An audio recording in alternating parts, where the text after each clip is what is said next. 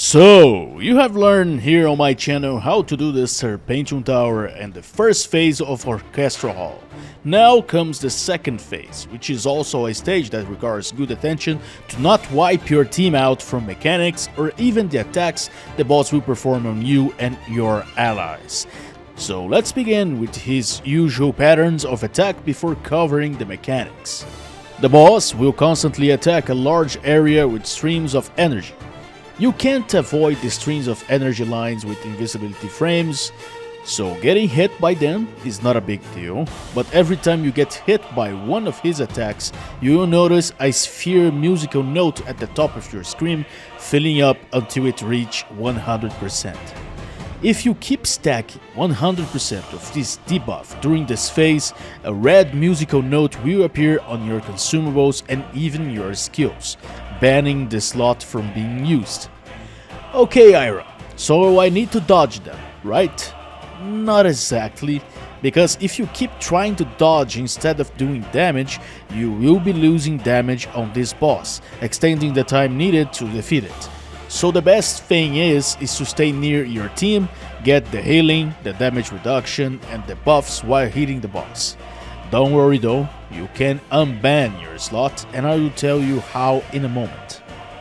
The boss will not only keep attacking with his usual string of lines, but he can also transform someone into an instrument, leaving that person on the left side of the stage unable to attack for a short period of time.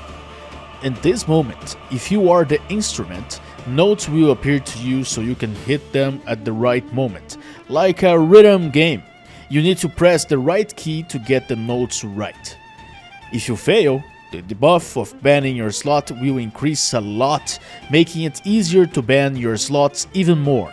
But if you do this right, you can decrease the percentages of the debuff, giving you a short relief from getting your slots banned. So you better pay attention to not mess yourself up in this part. And oh, just a tip here. The boss will always follow the sequence of summoning instrument players based on the order they joined your party, which means the party leader will always be the first one being summoned as an instrument, the second one that got into the party will be the second one, and the sequence will continue this way. This is just to help you get used to it when you create a party or join one. The boss will start to articulate once he raises both his hands up, meaning that his next attack will be a barrage of energy lines hitting the entire stage. At this moment, he will randomly choose one of your allies or even yourself to keep the generation of the energy streamline locked. First of all, you should not panic, because if you do, you will probably die, and this isn't even the hard part. The smart thing to do is to trust your allies, especially with your supports with healing and damage reduction skills.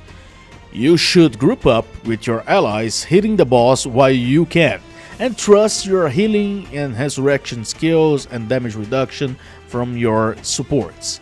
The safest option is to have 3 healers during this moment.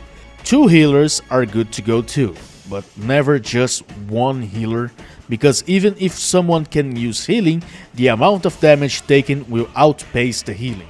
So you should aim to have at least 2 good healers at this moment, casting healing skills and resurrection. But Airon, I stacked many musical debuffs with this attack. Yes, and it is normal. Don't worry though. As a DPS, you should focus on attacking the boss. His next attack is the Energy Falling Orbs, which consists of 2 types of energy orbs. One is the blue orb, which deals a little bit of damage and that's it. The other one is the yellow orb, which will do a massive amount of damage but will unban one of your banned slots from the musical debuff. Yes, if you have been stacked in your slots, you can unban one slot by taking the yellow energy orb on yourself. But do this while having the resurrection skill active or even the resurrection title on you, because we will probably die from taking the yellow energy orb. Why should you take the orbs?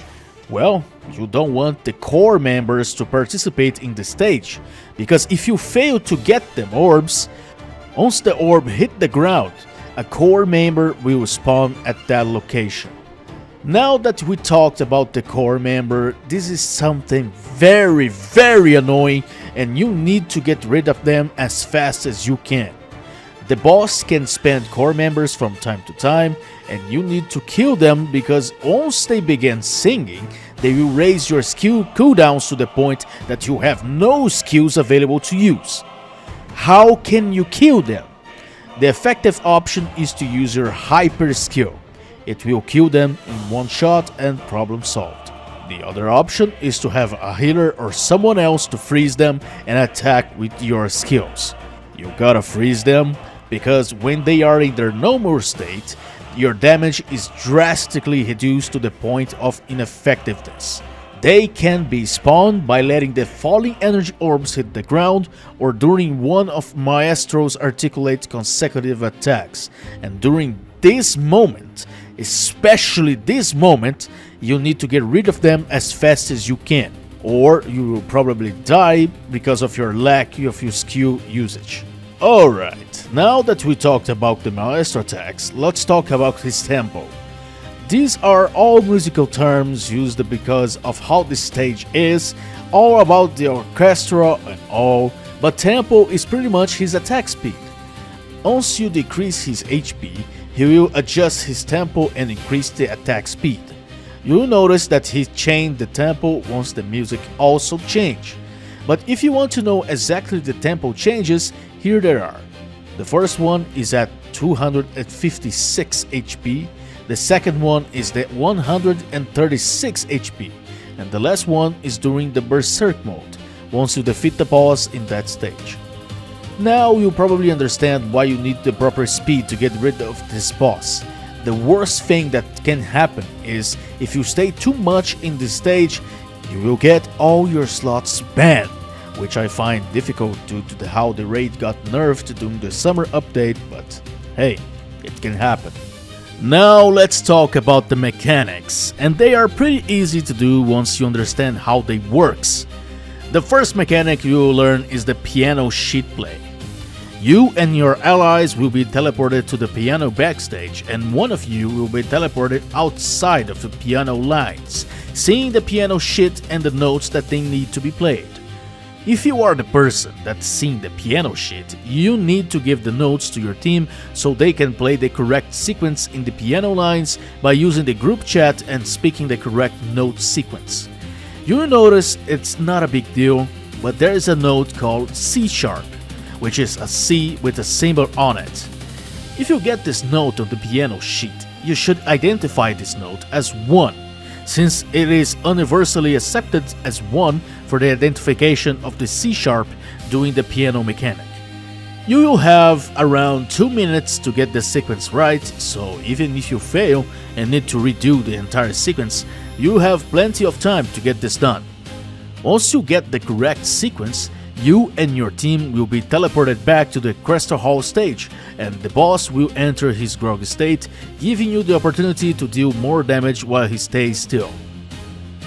The second mechanic that he will do, it is the instrument summoning. He will choose 4 random players to transform them into instruments, and this moment you gotta pretty much mimic what the backstage instrument is playing. The notes here follow the same logic as the first phase, so you have the 1, the 2 and 3. To make it easier to visualize, they made the first note blue to give you the impression of tenacity, the second one purple for the strength, and the third one red to signal bravery. The sequence of the instruments that need to be played is right this. Once the yellow light is on the instrument, you need to pay attention and play the correct notes the backstage instrument played before you. It is just 4 notes that you need to play, no big deal memorizing them. But if you still need help memorizing, these 2 players that are outside of this mechanic can spell out the sequence for you, making it easier to follow. If you fail this part, you heal the boss and the boss won't enter his grog state when the mechanic's over, so pay attention to not mess this up for you and your allies. Now that we covered the attacks, the mechanics, now it's time to cover the last moment, which we call the Berserk Mode. When you are about to defeat the boss, he will freeze his own HP, congratulate the audience and black your scream out, entering his Berserk Mode with red light beams on the stage. This is a very dangerous place and you really want to stay near your supports so they can give you proper healing, damage reduction and resurrection skills. You should not stop spamming skills because some of those attacks that you add to his sequence can be avoided with some invincibility frames, so you should be attacking the boss non-stop. The healers must focus on healing skills and damage reduction, while the DPS should focus on damage. If you find yourself dying at all times during the energy explosions, you should try to avoid that so you can stay alive until the boss enters his groggy state. If you survive the barrage of the attacks, the boss will enter his groggy state, and you can extend this if you feel that you don't have enough damage to finish him up by casting 3 hyper skills and hitting the boss with them. If you do that, the boss will have his groggy state extended, giving you a little bit of time to deal damage while he stays still. Once you defeat him, it is pretty much done. You pass the raid. Hooray! But before I wrap up this video, I know that this can be a little bit overwhelming for new players, but you should give a try with your friends and your guild allies when you can, because in practice, it is a lot easier than the theory.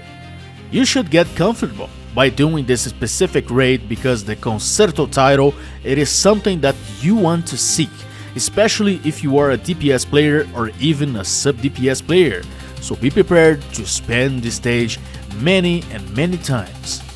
Anyway, I will be going now. I hope this guide helped you, and if it did, share it with your friends who are having trouble understanding the raid. Please, if we get enough people to understand the raid before actually playing it, it will be a better experience for everyone, and I'm sure of it. I will be signing off for now, but don't worry, I will see you in game.